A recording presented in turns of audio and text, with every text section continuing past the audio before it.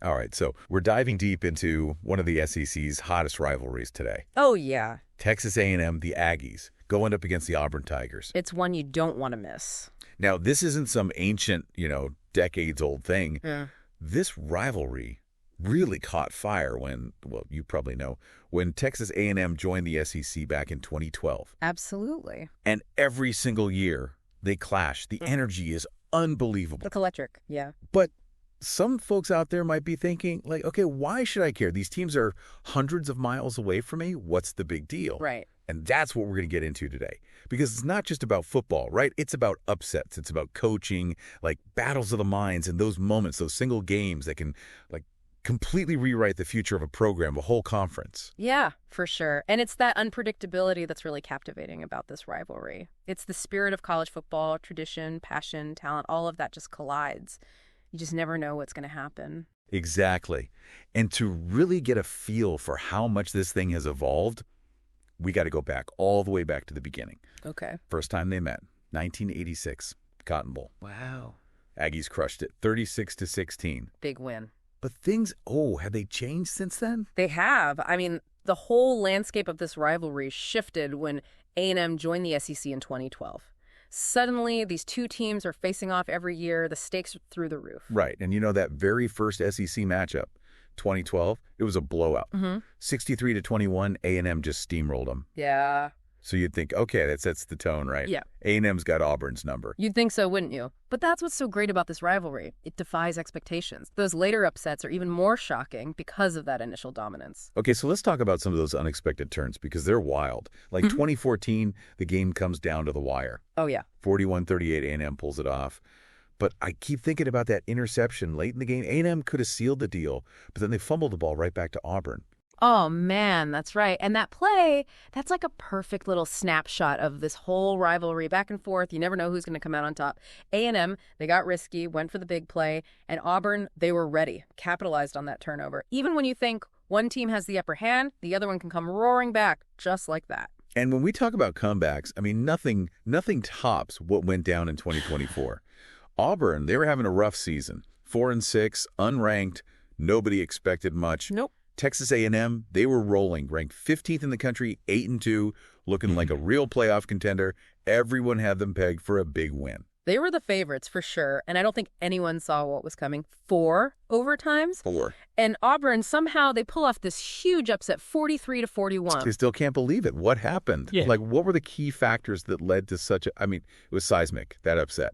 Yeah, it wasn't just luck. Auburn's coach, he came in with this honestly brilliant strategy. Like, he'd done his homework, knew A&M's weaknesses, especially in their secondary, and he just went after them relentlessly. Short passes, quick plays, basically took away A&M's pass rush. And on the other side, A&M, it felt like they were stuck in their usual playbook. Maybe underestimated Auburn's grit, their ability to fight back.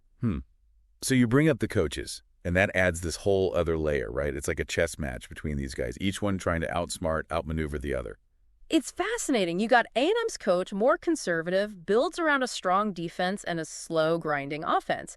Then you have Auburn's coach, totally different, loves to be aggressive, unpredictable, throws the playbook out the window, keeps the other team guessing.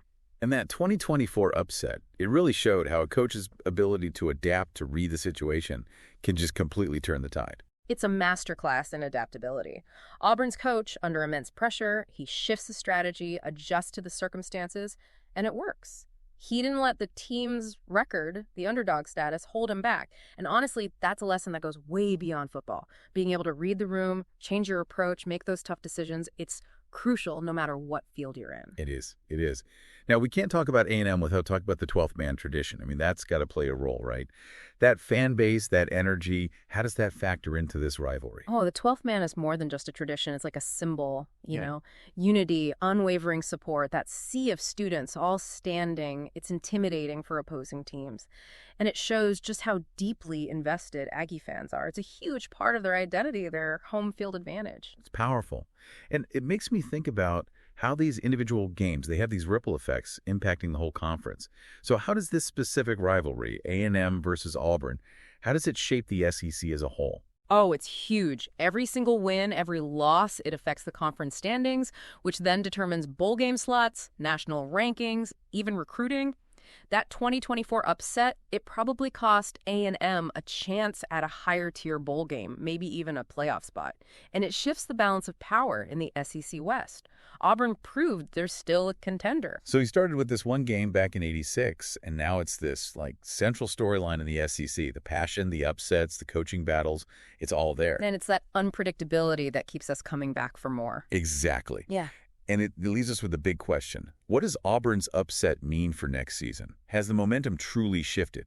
Can Auburn repeat that success against A&M? I don't know, but it's going to be a fascinating year. No doubt. We'll be watching. Absolutely. Absolutely. Yeah. Today is your lucky day. Today is the day that our $3 website works for you, paying you directly to your PayPal daily. Imagine $3 ongoing continuous payments to your PayPal account. Imagine falling asleep and waking up to $300 in your PayPal account. How would this make you feel? How could this help you? What bills could you pay? What kind of fun could you have? What does that retirement look like now? All for a one-time payment of $3. This website is DFY done for you, fully built and completely hosted, and never stops collecting payments for you. You have spent $3 on coffee on a regular, but that coffee won't help you create multiple streams of income. Click the link below.